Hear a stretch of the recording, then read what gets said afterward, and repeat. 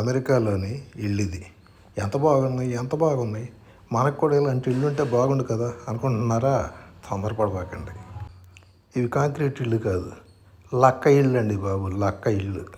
లక్కతో నిర్మించకపోయినా ఈ చెక్క ఇల్లు లక్క ఇళ్లతోటి సమానం. ఆ కనిపించే ఇల్లు నిర్మాణంలో పైనుంచి కింద దాకా అన్ని చెక్కలు. ఆ చెక్కల్ని ఆధారంగా చేసుకొని కప్పేస్తారు, గోడలు కడతారు, అన్నీ జరిగిపోతాయి. చూస్తుంటే మన పెంకుటిళ్ళను పోలి ఉండట్లేదు.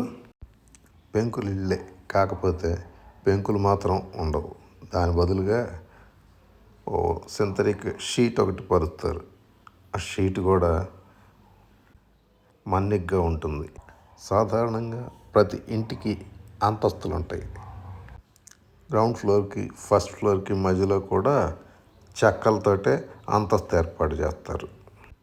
అన్ని చెక్క ముక్కలతోటే ఉన్నా కూడా ఎలా దర్పంగా బిల్డప్ తోటి ఇళ్ళు ఉన్నాయో చూడండి.